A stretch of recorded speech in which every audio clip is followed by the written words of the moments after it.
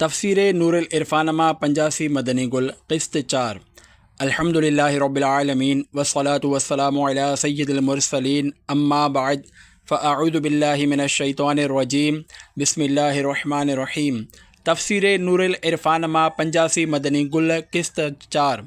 दुआए अत्तार। या अल्लाह पाक जेको भी मुकम्मल रिसालो तफ़सीर नूरुल इरफ़ान मां 85 मदनी गुल क़िस्त 4 पढ़ी या ॿुधी वठे उनके नफ़ो ॾियण वारे इल्म सां माल फ़रमाए ऐं उन जी वालिदैन ऐं ख़ानदान समेत बेहिसाब बख़्शिश फ़रमाए।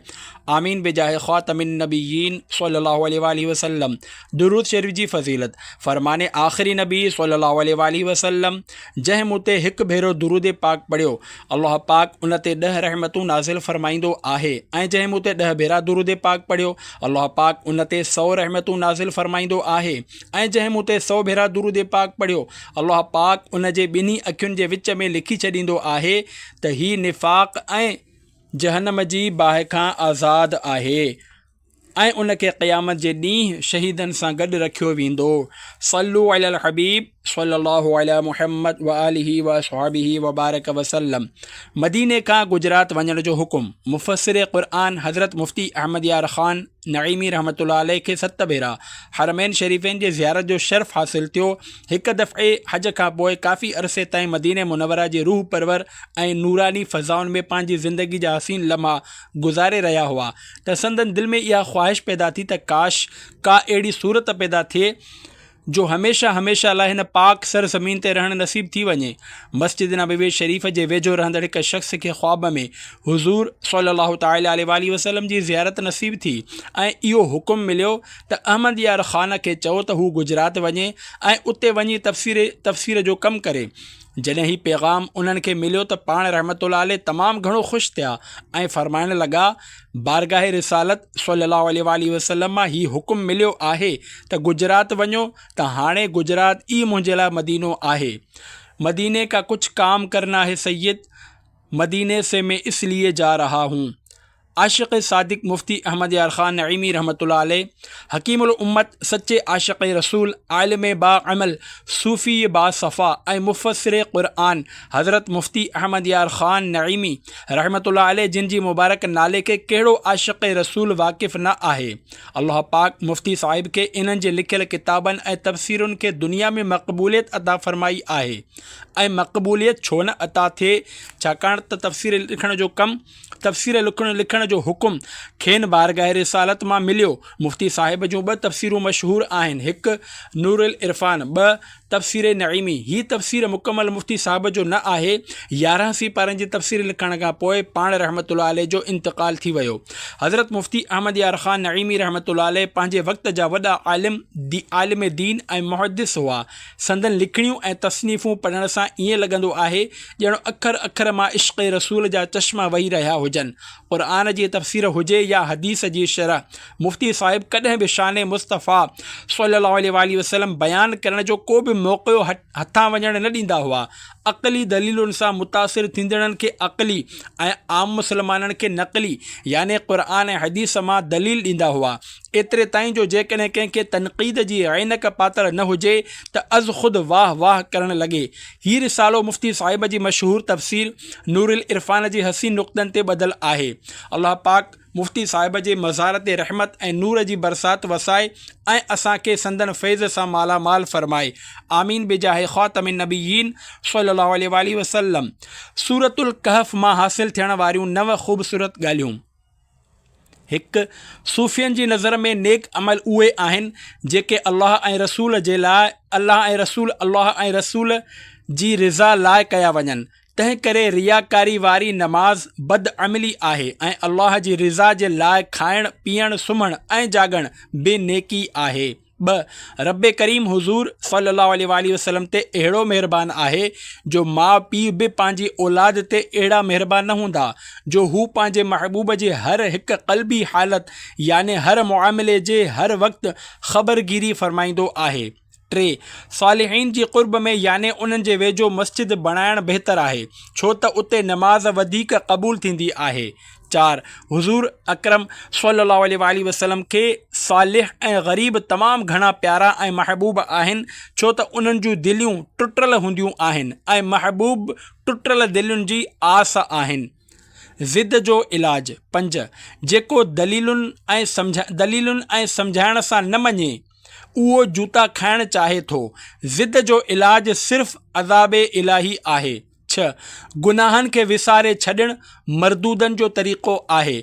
गुनाहनि खे यादि रखणु ऐं नेकियूं विसारे छॾणु सालिहनि जो तरीक़ो आहे। पंहिंजा गुनाह ऐं ॿियनि जूं नेकियूं ज़रूरु यादि रखो। इल्म जे तलब में सफ़र जी मुतालिक़ अहम मालूमात। 7 इल्म जे तलब लाइ सफ़र करणु सुन्नत पैगम्बर आहे।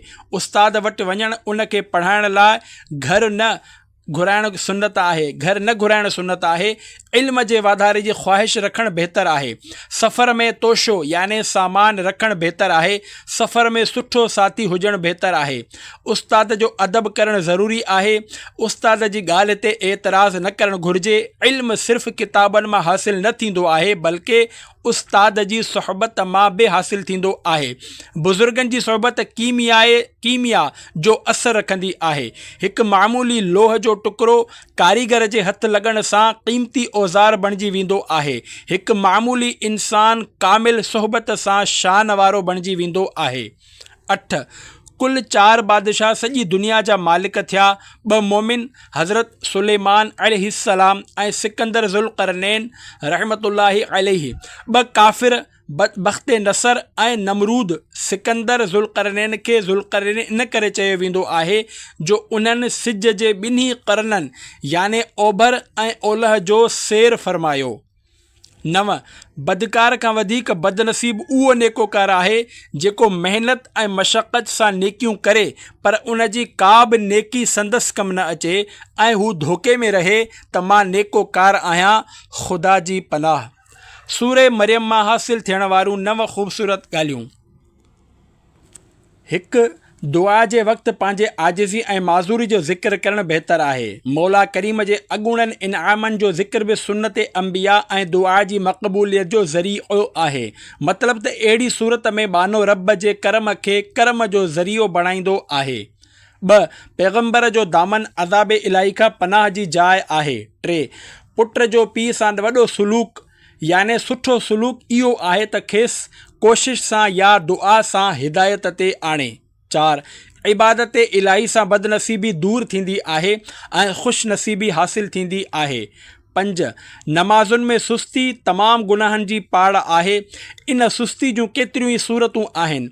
नमाज़ न पढ़णु, वक़्तु गुज़ारे पढ़णु, बिला उज़्र शरई बग़ैर जमाअत जे पढ़णु, हमेशह न पढ़णु, रियाकारी सां पढ़णु वग़ैरह। 6 रब जो शान इहो आहे त काफ़िरनि बि पंहिंजे कंहिं बुत जो नालो अल्लाह न रखियो हो। जॾहिं नाले में बि को रब जो शरीक न आहे त पोइ कम में कीअं शरीक थी सघे थो। अल्लाह पाक हुज़ूर सल्लल्लाहु अलैहि वसल्लम खां पहिरियां कंहिं नबीअ या वलीअ जो नालो मुहम्मद न रखियो। हुज़ूर सल्लल्लाहु अलैहि वसल्लम जो ही मुबारक नालो बि मुनफ़रिद याने निरालो आहे। 7 क़यामत में काफ़िरनि जी हाज़िरी ईअं थींदी जीअं मुजरिम जी हाज़िरी हाकिम जे साम्हूं ऐं मोमिननि जी हाज़िरी ईअं थींदी जीअं मुअज़्ज़ज़ महिमाननि जी हाज़िरी महिरबान मेज़बान जे साम्हूं। हाज़िरी साॻी ई आहे पर नौइयत में फ़र्क़ु आहे। 8 रब जे लाइ औलाद साबित करणु एॾो वॾो गुनाह आहे जो जेकॾहिं अल्लाह पाक उन ते ग़ज़ब फ़रमाए त आसमान फाटी पवनि ऐं जबल टुकड़ा टुकड़ा थी वञनि। 9 वलीअ जी निशानी इहा आहे त ख़ल्क़त याने मख़लूक उन खे वली चए ऐं उन ॾांहुं कुदरती तौरु दिलियूं माइल थियनि। सूरह तौहा मां हासिल थियण वारियूं 4 ख़ूबसूरत ॻाल्हियूं। 1 इश्क़ ऐं अदब में जॾहिं मुक़ाबिलो थींदो आहे त इश्क़ ग़ालिब थी वेंदो आहे, छाकाणि त अदब जी तक़ाज़ा आहे त ॻाल्हि मुख़्तसर कजे पर इश्क़ जी तक़ाज़ा आहे त महबूबनि सां डिघी गुफ़्तगू कजे त जीअं देर ताईं हम कलामी क़ाइमु रहे। 2 जादू में हक़ीक़त न बदिलजंदी आहे पर ॾिसण वारे जे ख़्याल में अखि ते असरु थींदो आहे। 3 ॾाढ़ी हिकु मुठि हुजणु घुरिजे याने 4 आङिरियूं जेका पकड़ण में अची सघे, इहा ई सुन्नत अंबिया आहे। तफ़सीर नूरुल इरफ़ान सफ़ो 382। 4. क़यामत में काफ़िरनि जूं कुझु ज़ाहिरी अलामतूं हूंदियूं। मुंहुं कारो, अखियूं नीरियूं, हथ ॿधल, नामे अमाल खाॿे हथ में, जॾहिं त मोमिन जो हाल इन जे बरअक्स याने उबतड़ हूंदो। तंहिं करे क़यामत में काफ़िर ऐं मोमिन जी सुञाणप हर शख़्स खे हूंदी। सूरतुल अंबिया मां हासिल थियण वारियूं 13 ख़ूबसूरत ॻाल्हियूं। 1. जेको ऐलानिया हुज़ूर सल्लल्लाहु अलैहि वसल्लम खे पाण जहिड़ो बशर चए उहो काफ़िरनि खां बि बदतर आहे। वधीक ही त नबीअ खे पाण जहिड़ो बशर चवणु सभिनी कुफ़रनि जी पाड़ आहे। तमामु कुफ़र उन जूं शाख़ूं आहिनि। 2. दीनी मुआमलनि खां बेख़बरी जुर्म आहे, इन्हनि खे सम्झणु फ़र्ज़ आहे। 3. रब्बे करीम ईमान जी बुनियाद ते गुनहगार मोमिन खां बि राज़ी आहे, छो त शफ़ाअत गुनहगारनि जी बि थींदी। 4. मलाइक मासूम हुजण जे बावजूद हैबत इलाही याने अल्लाह पाक जे ख़ौफ़ खां ॾकंदा आहिनि। वाज़िह रहे त ख़शियत अज़मत जे ख़ौफ़ खे चइबो आहे ऐं इशफ़ाक़ रब जे बेनियाज़ी जे ख़ौफ़ खे चइबो आहे। रब खां डिॼणु ईमान जो रुकन आहे, जेको नबियनि, वलियनि ऐं मलाइकनि सभिनी खे हासिलु आहे। बल्कि जेतिरो ईमान मज़बूत हूंदो आहे ओतिरो ई ख़ौफ़ वधीक हूंदो आहे। 5. हर हैवान पाणीअ सां ज़िंदा आहे या नुतफ़े मां पैदा थियो आहे। सभिनी जी असलियत पाणी आहे। एसि ताईं जो ज़मीन ऐं आसमान बि पाणीअ मां ठहिया आहिनि। आसमान पाणीअ जी ॿाफ आहे ऐं ज़मीन पाणीअ जी झाग याने गज आहे। 6. सूफ़िया कराम रहमतुल्लाह अलैहिम फरमाइनि था, हिकु साअत याने लम्हे भर जो फ़िक्र पंहिंजे अमलनि जो मुहासिबो हज़ार सालनि जे उन ज़िक्र खां अफ़ज़ल आहे जेको बग़ैर फ़िक्र जे हुजे। 7. आशिक़नि जे लाइ मौत जो ज़ाइक़ो लज़ीज़ आहे ऐं गाफ़िलनि जे लाइ सख़्त बद ज़ाइक़ा आहे। मौत रेल जियां आहे, जेको कंहिंखे महबूब ताईं ऐं कंहिंखे जेल ताईं पहुचाईंदो आहे। 8. पैगम्बर ते अहकाम ॿुधाइणु लाज़िम आहे, दिलि में लाहिण लाज़िम न आहिनि। इहो रब जो हुकम आहे, जेको वाइज़ मां नफ़ो हासिल न करे उहो ॿोड़ो आहे, अंधो आहे, मुअल आहे, जेतोणीकि ज़ाहिरी तौर ते उन में सभु क़ुवतूं मौजूदु हुजनि। 9. इब्राहीम अलैहिस्सलाम जी माउ मोमिना हुई, कंहिं बि नबी जी माउ मुशरिका न हुई। संदन वालिद तारिख़ ऐं चाचो आज़र हुआ। आज़र उन ॾींहुं हलाकु थियो जंहिं ॾींहुं पाण अलैहिस्सलाम खे नमरूदी बाहि में उछलायो वियो। इन ई बाहि जे हिकु शोले खेसि याने आज़र खे फ़ना करे छॾियो। पाण उन जी हलाकत खां बाद कॾहिं बि उन जे लाइ दुआए मग़फ़िरत न कयाऊं, पर पंहिंजे वालिदैन लाइ दुआए मग़फ़िरत कयाऊं जॾहिं त पाण साहिब औलाद थी चुका हुआ। 10. हज़रत सुलेमान अलैहिस्सलाम जे हुक्म सां हवा हलंदी हुई, तंहिं करे उहो चई सघिजे थो त हुज़ूर सल्लल्लाहु अलैहि वसल्लम जे हुक्म सां चंड ॿ टुकड़ा थियो, सिज वापसि मोटियो।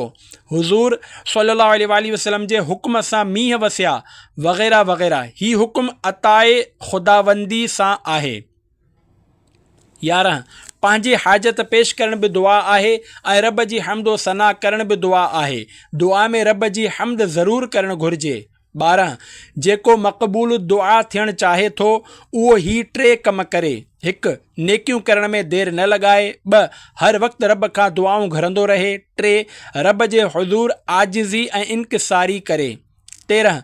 याजूज माजूज इंसाननि जा 2 क़बीला आहिनि। एतिरा घणा आहिनि जो 9 हिसा ही आहिनि ऐं 10 हिसो बाक़ी सभु इंसान आहिनि। जॾहिं इहे निकिरंदा त सभिनी दरियाहनि जो पाणी पी वेंदा। सूरतुल हज मां हासिल थियण वारियूं 15 ख़ूबसूरत ॻाल्हियूं। 1. माउ जो पेट तव्हां जे लाइ जाइ क़रार याने सुकून हासिल करण जो मक़ाम न हो, आरज़ी जाइ हुई। अहिड़ी तरह दुनिया क़रार जी जाइ न आहे, जाइ फ़रार याने भॼी वञण जी जाइ आहे। तव्हां खे माउ जे पेट में बदन कामिल करण याने मुकमल जिस्म ठाहिण लाइ रखियो वियो ऐं दुनिया में रूह कामिल करण लाइ रखियो वियो आहे। 2. जवानी बुलूगत खां वठी 30 सालनि जी उमिरि ताईं आहे, जंहिं में अक़ल कामिल थींदो आहे। 3. ईमान जन्नत में दाख़िल थियण जो सबबु आहे ऐं अमाल उतां जूं नेमतूं ऐं दर्जा हासिल करण जो बाइस आहिनि। 4 ज़मीन ऐं आसमान जे सॼी मख़लूक़ हुज़ूर सल्लल्लाहु अलैहि वसल्लम जिन जे नज़र में आहे ऐं सभिनी जूं इबादतूं ऐं अमल हुज़ूर सल्लल्लाहु अलैहि वसल्लम ॾिसी रहिया आहिनि। हुज़ूर सल्लल्लाहु अलैहि वसल्लम पाण फ़रमाइनि था त मूंखां अव्हां जा रुकू सुजूद अव्हां जो ख़ुशू ऐं ख़ुज़ू लिकल न आहे, याने क़यामत ताईं हर मोमिन जी हर हिकु हरकत खां आगाह आहिनि।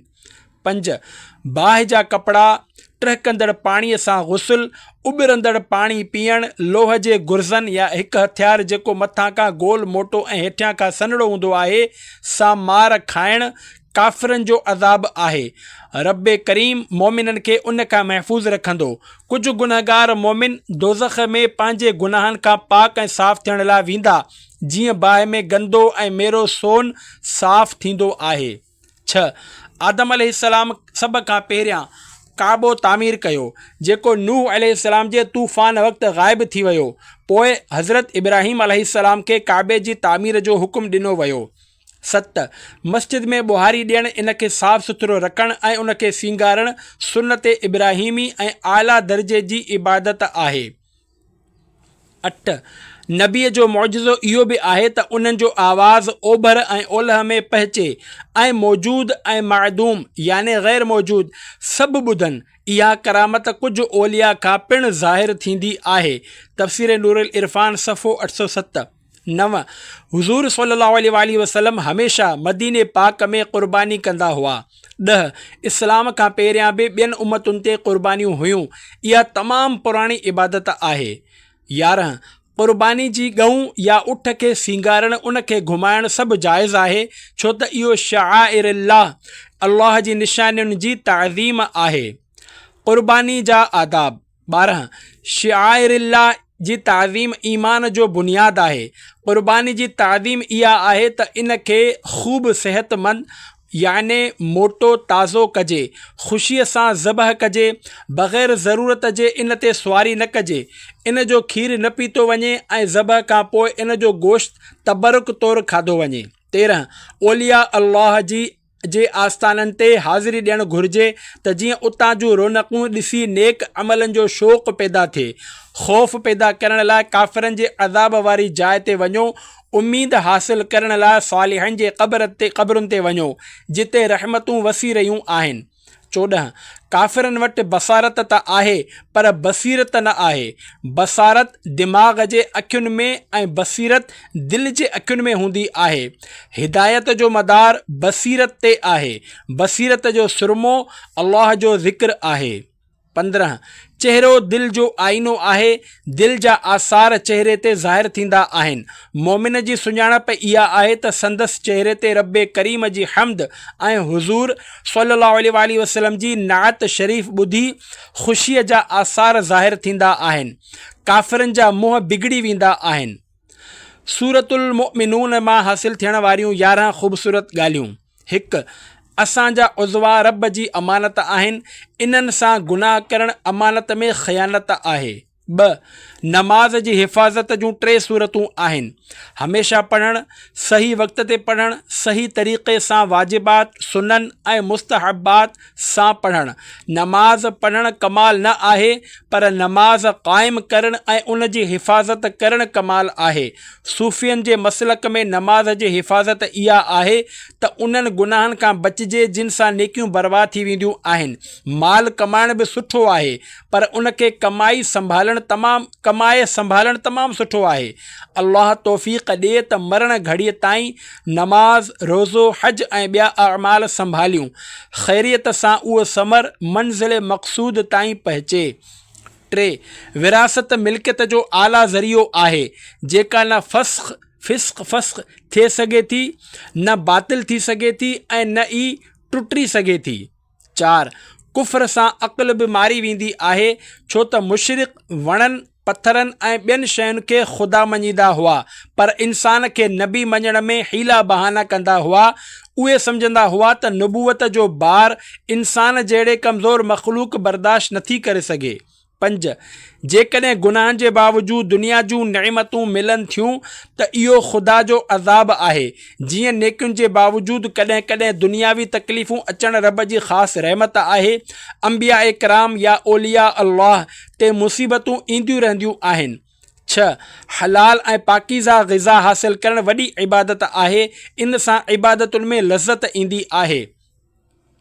7 तक़वा जो मतिलबु इहो न आहे त सुठा ऐं लज़ीज़ खाधा खाइणु छॾे ॾिजनि, बल्कि हराम कमनि खां बचणु तक़वा आहे। 8 मोमिन जो दर्जो जेतिरो बुलंद हूंदो आहे ओतिरो उनखे ख़ौफ़ वधीक हूंदो आहे। 9 क़यामत जे ख़ौफ़ इंसान खे नेक बणाईंदो आहे। क़यामत खां बेख़ौफ़ी सभिनी गुनाहनि जी जड़ आहे। 10 काफ़िर बि सम्झंदा हुआ त हुज़ूर सल्लल्लाहु अलैहि वसल्लम जी दुआ दाफ़े बला याने मुसीबतुनि खे दूर करण वारी आहे। जेको शख़्स इस्लाम जी दावा करे हुज़ूर सल्लल्लाहु अलैहि वसल्लम जी बारगाह खां भॼे उहो काफ़िरनि खां बि वधीक बेवकूफ़ आहे। 11 तोड़े जो दुनिया जे हर ज़रे जो अल्लाह पाक रब आहे, पर अदब इहो आहे त उन जी रबूबियत उन जे आला मख़लूक़ ॾांहुं निस्बत कजे। उन खे काफ़िरनि जो रब चई न पुकारियो, बल्कि हुज़ूर मुहम्मद मुस्तफ़ा सल्लल्लाहु अलैहि वसल्लम जो रब चई पुकारियो। सूरतुन नूर मां हासिल थियण वारियूं 13 ख़ूबसूरत ॻाल्हियूं। 1 हज़रत आयशा रज़ी अल्लाहु अन्हा फ़रमाइनि थियूं त हुज़ूर सल्लल्लाहु अलैहि वसल्लम फ़रमायो, पंहिंजुनि औरतुनि खे बाला ख़ाननि ते बेपर्दा न वेहारियो, उन्हनि खे चरख़ो याने सुट कतण ऐं सूरतुन नूर जी तालीम ॾियो। हज़रत उमर रज़ी अल्लाहु अन्हु अहले कूफ़ा खे लिखियो त पंहिंजनि औरतुनि खे सूरे नूर सेखारियो। 2 हज़रत आयशा सिद्दीक़ा रज़ी अल्लाहु अन्हा बीबी मरियम रहमतुल्लाहि अलैहा खां अफ़ज़ल आहिनि, छो त बीबी मरियम जी असमत जी गवाही ईसा अलैहिस्सलाम ॾिनी, पर हज़रत आयशा सिद्दीक़ा रज़ी अल्लाहु अन्हा जी असमत जी गवाही ख़ुदि रब ॾिनी। 3 मुस्लमान जे घर में बग़ैर इजाज़त घिड़णु कंहिंजे लाइ जाइज़ न आहे ऐं हुज़ूर सल्लल्लाहु अलैहि वसल्लम जी दौलत खाने में बग़ैर इजाज़त हाज़िर थियणु फ़रिश्तनि जे लाइ बि जाइज़ न आहे। 4 जेको दुनिया जे मशग़ूलियनि में फाथल हुजे उन जी इबादत रब खे तमामु घणो पसंदि आहे। 5 हर हैवान जी तस्बीह जुदा आहे, जंहिंखे हू कुदरती तौरु ॼाणींदो आहे, जीअं हर जानवर जी ग़िज़ा जुदा आहे जंहिंखे हू फितरी तौरु ॼाणींदो आहे। कुतो गाह न खाईंदो आहे, ॿकरी गोश्त न खाईंदी आहे। 6 जेसि ताईं सुल्तान जी सल्तनत हूंदी आहे तेसि ताईं वज़ीर आज़म जी वज़ारत। हुज़ूर सल्लल्लाहु अलैहि वसल्लम सल्तनत इलाहिया जा ॼण वज़ीर आज़म आहिनि, तंहिं करे जंहिंजो अल्लाह रब आहे तंहिंजा हुज़ूर सल्लल्लाहु अलैहि वसल्लम नबी आहिनि। इन्हीअ करे रब जी सिफ़त आहे रब्बुल आलमीन, समूरनि जहाननि जो पालणहार, ऐं हुज़ूर सल्लल्लाहु अलैहि वसल्लम जी सिफ़त आहे रहमतुल लिल आलमीन, समूरनि जहाननि लाइ रहमत। 7 क़ानून ॿी शइ आहे ऐं कुदरत ॿी शइ आहे। क़ानून जा पाबंद असां आहियूं, हक़ ताला न। बाहि जो क़ानून साड़णु आहे, पर इब्राहिम अलैहिस्सलाम खे न साड़णु रब जी कुदरत आहे। ईअं ई सभिनी जो नुत्फ़े मां पैदा थियणु क़ानून आहे, पर कंहिंजो बग़ैर नुत्फ़े जे पैदा थियणु रब जी कुदरत आहे। 8 जिन्हनि जा 4 हथ पेर आहिनि, पर इहे इंसान वांगुरु 2 पेरनि ते हलंदा आहिनि ऐं ॿार ॼणींदा आहिनि। 9 अल्लाह ऐं रसूल जी मुतलक़न इताअत करियो, इन्हनि जो हर हुकुम मञियो। हुज़ूर सल्लल्लाहु अलैहि वसल्लम मुतलक़ आहिनि, याने संदन हर हुकुम हर हाल में मञणु ज़रूरी आहे। इन्हनि खां सवाइ कंहिं ॿिए शख़्स जी इताअत मुतलक़न हर हाल में लाज़िम न आहे, बल्कि जाइज़ हुकुम क़ाबिल इताअत आहे, नाजाइज़ हुकुम नाक़ाबिल इताअत आहे। इहो बि ख़्यालु रहे त इताअत अल्लाह पाक जी बि थींदी, रसूलुल्लाह जी बि ऐं हाकिम ऐं आलिम जी बि थींदी आहे, पर इत्तिबा सिर्फ़ु हुज़ूर सल्लल्लाहु अलैहि वसल्लम जी ई थींदी आहे। 10 अहद सिद्दीक़ी 2 साल 3 महीना, ख़िलाफ़त फ़ारूक़ी 10 साल 6 महीना, ख़िलाफ़त उस्मानी 12 साल, ख़िलाफ़त हैदरी 4 साल 9 महीना ऐं इमाम हसन जी ख़िलाफ़त 6 महीना थी। 11 पंहिंजे घर में जेकॾहिं जवान न्याणी माउ या ॿियूं औरतूं हुजनि त इतला करे घर में दाख़िल थियो, पर जेकॾहिं सिर्फ़ु ज़ाल हुजे त बग़ैर इतला जे बि दाख़िल थी सघिजे थो, छो त ज़ाल खां को बि हिजाब याने पर्दो न आहे। 12 सुल्तान कौनैन सल्लल्लाहु अलैहि वसल्लम जी दरबार जा आदाब ख़ुदि रब करीम सेखारींदो आहे, बल्कि हिन अदब जा क़ानून ठाहिया ऐं उहे आदाब हमेशह जे लाइ आहिनि। 13 हुज़ूर सल्लल्लाहु अलैहि वसल्लम जी शफ़ाअत बरहक़ आहे, छो त रब ताला हुज़ूर सल्लल्लाहु ताला अलैहि वसल्लम खे शफ़ाअत जो हुकुम ॾिनो। हुज़ूर सल्लल्लाहु ताला अलैहि वसल्लम जी शफ़ाअत मोमिननि लाइ आहे, काफ़िर इन खां महरूम आहिनि। सूरतुल फ़ुरक़ान मां हासिल थियण वारियूं 11 ख़ूबसूरत ॻाल्हियूं। 1 क़ुरान में ग़ैबी ख़बरुनि जो हुजणु उन जी हक़ानियत याने सचाई जो दलील आहे। ईअं ई हुज़ूर सल्लल्लाहु अलैहि वसल्लम जो उलूमे ग़ैबिया ते मुतल्ला हुजणु ऐं ॿियनि खे मुतल्ला करणु याने लिकियल ॻाल्हियुनि खे अल्लाह जी अता सां ॼाणणु ऐं ॿुधाइणु हुज़ूर सल्लल्लाहु अलैहि वसल्लम जिन जी नबूअत जो दलील आहे। जेको हुज़ूर सल्लल्लाहु अलैहि वसल्लम जे इल्म ग़ैब जो इनकार करे, उहो दर हक़ीक़त हुज़ूर सल्लल्लाहु अलैहि वसल्लम जे नबूअत जो मुनकिर आहे। 2 काफ़िरनि जी हमाक़त याने बेवकूफ़ी त ॾिसो त पत्थरनि ऐं काठियुनि खे ख़ुदा मञी वठंदा आहिनि, पर नबूअत मञण लाइ बहाना बणाईंदा हुआ ऐं नबीअ में ख़ुदाई सिफ़तूं ॾिसणु घुरंदा हुआ त नबी न खाधो खाए, न पाणी पीए ऐं न ई बाज़ारि वञे। 3 मस्जिद में इहो ई अची सघे थो जेको पाक हुजे, ईअं ई रब जी बारगाह ताईं उहो पहुची सघे थो जंहिंजी दिलि पाक हुजे। जिस्म जी पाकीज़गी लाइ खूहनि वग़ैरह जो पाणी आहे ऐं दिलि जी पाकीज़गीअ लाइ महबत मुस्तफ़ा सल्लल्लाहु अलैहि वसल्लम जो पाणी दरकार आहे। 4 दोज़ख में अक़ल ऐं हवास ॾिसणु ॿुधणु सभु कुझु आहे। उहो मोमिन ऐं काफ़िर खे सुञाणींदो आहे, तंहिं करे काफ़िरनि खे ॾिसी गुस्सो ऐं ग़ज़ब कंदो ऐं मुस्लमाननि खे ॾिसी उन्हनि ते सर्द याने थधो थी वेंदो। 5 गुनहगार मोमिन दोज़ख सड़ियल कोयले जी शिकिल में कढिया वेंदा, पोइ जन्नत जे पाणीअ सां ईअं फुटंदा जीअं ज़मीन में सावक फुटंदी आहे। 6 असांजी इबादतुनि ऐं नबीअ जी इबादतुनि में ज़मीन ऐं आसमान जो फ़र्क़ु आहे। जहाज़ जा मुसाफ़िर पार वञण लाइ जहाज़ में वेहंदा आहिनि ऐं जहाज़ जो कप्तान पार पहुचाइण लाइ वेहंदो आहे। इन ई करे ई मुसाफ़िर किरायो ॾेई ऐं कप्तान पघार वठी सुवार थींदा आहिनि। इस्लाम जी ॿेड़ीअ में नबी ऐं उम्मती सभु सुवार आहिनि, पर असां पार पुॼण लाइ सुवार थिया आहियूं ऐं नबी पार पुॼाइण लाइ सुवार थिया आहिनि। 7 वसीले जो इनकार करणु काफ़िरनि जो तरीक़ो आहे। 8 जंहिं अक़ल सां अल्लाह ऐं रसूल जी सुञाणप न थिए, उहा बेअक़ली आहे। उन्हनि जी सुञाणप सिर्फ़ु अक़ल सां न बल्कि रब जे फज़ल सां थींदी आहे। ॾिसो, हुज़ूर सल्लल्लाहु अलैहि वसल्लम खे पत्थरनि ऐं सुकल काठियुनि बि सुञातो, पर अबू जहल न मञियो।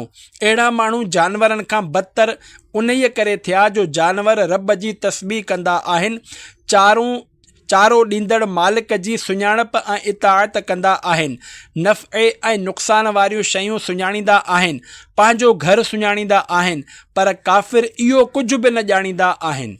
9 पीउ जे नुत्फ़े मां हॾियूं ऐं माउ जे नुत्फ़े मां गोश्त ठहंदो आहे, इन ई करे नसब पीउ सां आहे, माउ सां न।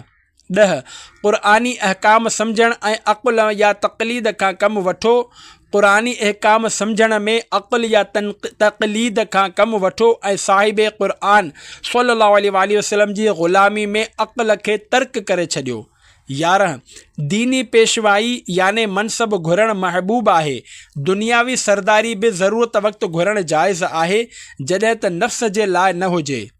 नूरुल इरफ़ान जे मदनी गुलनि ते कमु करण जो अंदाज़। तफ़सीर नूरुल इरफ़ान मां मदनी गुलनि जा रिसाला तयारु करण लाइ नईमी कुतुब खाने जो शाया थियल नुस्ख़ो नंबर N163 ते कमु कयो वियो आहे। नबी करीम सल्लल्लाहु अलैहि वसल्लम जे नाले ऐं लक़ब शरीफ़ सां गॾु दुरूद पाक, अंबिया कराम अलैहिमुस्सलाम जे नाले सां गॾु सलाम, सहाबे कराम रज़ी अल्लाहु अन्हुम ऐं औलिया कराम रहमतुल्लाहि अलैहिम जे ज़िक्र जे वक़्तु तरद्दी ऐं तरहीम याने रज़ी अल्लाहु अन्हु ऐं रहमतुल्लाहि अलैहि जो इज़ाफ़ो कयो वियो आहे। हर मदनी गुल खां पोइ हवालो ॾिनो वियो आहे। मुश्किल लफ़्ज़नि जी माना ब्रेक ब्रैकेट में पेश कई वई आहे ऐं कुझु हंधनि ते मुश्किल लफ़्ज़नि जी तलफ़ुज़ ऐं आराब जो इज़ाफ़ो कयो वियो आहे। ज़रूरत मुताबिक़ अंग्रेज़ी लफ़्ज़ बि शामिल कया विया आहिनि। पुराणे उर्दूअ जी कुझु लफ़्ज़नि या जुमलनि खे मौजूदा यानी अॼुकल्ह ॻाल्हाए वेंदड़ उर्दूअ जे लिहाज़ खां कुझु आसानी करण जी कोशिशि कई वई आहे ऐं सिंधी ट्रांसलेट कयो वियो आहे। कुझु जॻहियुनि ते मुश्किल मदनी गुलनि जो ख़ुलासो बयानु कयो वियो आहे ऐं कुझु जायुनि ते अक़वालनि जी हेडिंग ॾिनी वई आहे त जीअं पढ़ंदड़नि लाइ अक़वालनि जी अहमियत में वाधारो थिए। मुफ़्ती साहिब रहमतुल्लाह अलैह केतिरनि ई हंधनि ते तफ़सीरी नुक़्ता बयानु कंदे ज़िमनन अहादीस मुबारका बयानु कयूं आहिनि। पढ़ंदड़नि जे लाइ ज़ौक़ लाइ इन्हनि अहादीस मुबारका जे तख़रीज पिणु कई वई आहे। कुझु जायुनि ते मौज़ू जे मुनासिबत सां पढ़ंदड़नि खे नेकियुनि जी तरग़ीब ॾियण जा फ़ाइदा शोबे हफ़्तेवार रिसालो मुतालो तरफ़ां शामिल कया विया आहिनि। फ़क़ति अहिड़नि नुक़्तनि मदनी गुलनि खे बरक़रार रखियो वियो आहे जेके जुदागाना तौर ते हिकु क़ौल आहिनि। अहिड़ा अक़वाल जिन खे सम्झण लाइ आयत मुबारका जी ज़रूरत हुजे उन्हनि खे रिसाले में शामिल न करण जी कोशिशि कई वई आहे। सल्लू अलल हबीब सल्लल्लाहु अला मुहम्मद व आलिही व अस्हाबिही व बारक वसल्लम।